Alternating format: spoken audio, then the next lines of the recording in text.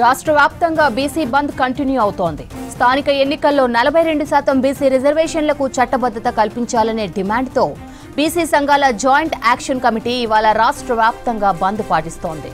Bandh for justice పేరుతో నిర్వహిస్తున్న ఆందోళనకు కాంగ్రెస్, బీఆర్ఎస్, బీజేపీతో పాటు సిపిఎం, సిపిఐ, ఇతర లెఫ్ట్ పార్టీలు, ప్రజా, స్టూడెంట్ యూనియన్లు మద్దతు ప్రకటించాయి.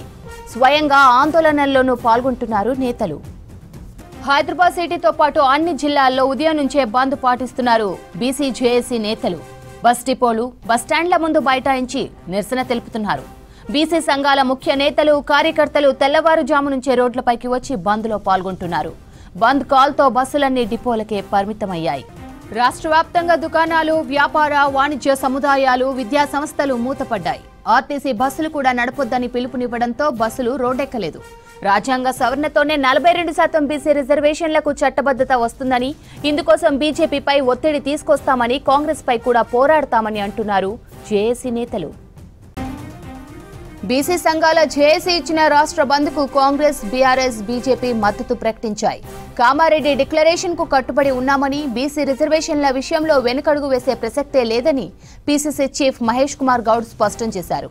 కాంగ్రెస్ అగ్రనేత రాహుల్ గాంధీ ఆదేశాల మేరకు రాష్ట్రంలో సామాజిక, ఆర్థిక, విద్య, ఉద్యోగ, రాజకీయ కులగణన సర్వే నిర్వహించామని తెలిపారు. ఇక బీజేపీకి వ్యతిరేకంగా నిర్వహిస్తున్న బీసీ బంద్లో పాల్గొనాలని క్యాడర్కు డిప్యూటీ సీఎం బట్టి విక్రమార్క పిలుపునిచ్చారు. అటు బీఆర్ఎస్ కూడా బంద్కు మద్దతు ప్రకటించింది. ఎట్టి పరిస్థితుల్లోనూ బీసీ రిజర్వేషన్లకు చట్టబద్ధత కల్పించాకే స్థానిక ఎన్నికలు నిర్వహించాలని బీఆర్ఎస్, బీసీ లీడర్లు డిమాండ్ చేశారు. స్థానిక సంస్థల ఎన్నికల్లో బీసీలకు 42% రిజర్వేషన్లు కల్పిస్తూ రాష్ట్ర ప్రభుత్వం జీవో 9 జారీ చేసింది. ఈ జీవోను సవాలు చేస్తూ కొందరు హైకోర్టును ఆశ్రయించగా న్యాయస్థానం జీవో అమలుపై స్టే విధించింది. దీంతో స్థానిక ఎన్నికలు తాత్కాలికంగా వాయిదా పడ్డాయి. హైకోర్టు తీర్పును సవాలు చేస్తూ రాష్ట్ర ప్రభుత్వం సుప్రీంకోర్టుకు వెళ్లగా హైకోర్టులోనే తేల్చుకోవాలని తేల్చి చెప్పింది. 50% రిజర్వేషన్ల పరిమితితో ఎన్నికలు నిర్వహించుకోవచ్చని స్పష్టం చేసింది. ఈ పరిణామాలతో బీసీ రిజర్వేషన్ల పెంపు అంశంపై మరింత పీటముడి బిగుసుకుంది. ఈ నేపథ్యంలోనే న్యాయస్థానాల తీర్పుల పట్ల బీసీ సంఘాలు తీవ్ర అసంతృప్తిని, ఆందోళనను వ్యక్తం చేస్తున్నాయి. జీవో 9పై హైకోర్టు స్టే విధించడం, సుప్రీంకోర్టు కూడా ప్రభుత్వ పిటిషన్ను పక్కన పెట్టడంతో బీసీ సంఘాలు తమ పోరాటాన్ని ఉధృతం చేయాలని నిర్ణయించాయి. 2.5 కోట్ల మంది బీసీల గోసను భారతదేశానికి వినిపించదలుచుకున్నాం.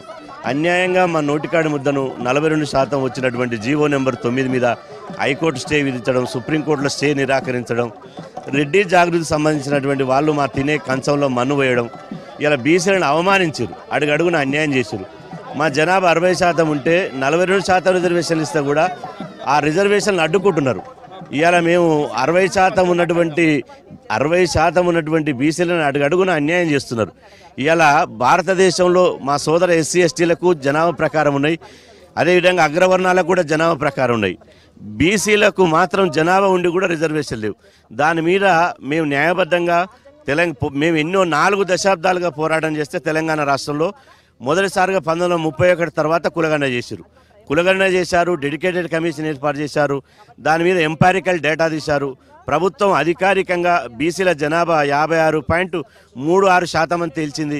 ఆ తర్వాత అసెంబ్లీలో బిల్లు పెట్టారు, ఆ తర్వాత చట్టం చేశారు. ఇన్ని చేసినాక కూడా మా ఆవేదనను కోర్టులు అర్థం చేసుకోలేకపోయినాయి. బీసీల యొక్క వాదనలు కనీసం వినేటువంటి పరిస్థితుల్లో కోర్టులు లేవు. ఎంతసేపు ఇక గతంలో ఉన్నటువంటి కోర్టు తీర్పులను అడ్డం పెట్టుకొని బీసీలకు గొంతు కోయాలని చూస్తున్నారు తప్ప బీసీలకు న్యాయం చేయడం లేదు. అందుకనే 9th షెడ్యూల్లో పెడితే రాజ్యాంగ సవరణ చేస్తే తప్ప బీసీలకు న్యాయం జరగదు. హైదరాబాద్ లాంటి ప్రాంతంలో ఇలా ర్యాలీలు, రాస్తారోకలు ప్రారంభమవుతాయి. ఏదేమైనా శాంతియుతంగా చేయండి. రాష్ట్ర డీజీపీ గారు చెప్పారు, వారు ఒక రిక్వెస్ట్ పెట్టారు. ఆ రాష్ట్ర పోలీస్ యంత్రాంగం కూడా మేము సహకరిస్తాం. ఖచ్చితంగా శాంతియుతంగా, ప్రజాస్వామ్యయుతంగా తెలంగాణ ఉద్యమం ఎట్లయితే, రైతు ఉద్యమం ఎట్లయితే జరిగిందో అదేవిధంగా శాంతియుతంగా చేయాలని చెప్పి నేను బీసీ శ్రేణులకు నేను విజ్ఞప్తి చేస్తున్నా. ఎవరు కూడా ఆవేశాలకు లోను కావద్దు. ఇప్పటికే ఆర్టీసీ బస్సులు ఒక్కడి కూడా ఇలా రోడ్ల మీదకి రాలేదు. ఇప్పటికీ తెలంగాణలో ఒక్క షాప్ కూడా తెరవలేదు. ఒక ఎమర్జెన్సీ హెల్త్ తప్ప ఎక్కడ లేదు. ఇలా బంద్, రాష్ట్ర బీసీ బంద్ పల్లె నుంచి పట్టణం దాకా బాకింది. ఈ బంద్ కంటిన్యూగా ఇలా నిరవధికంగా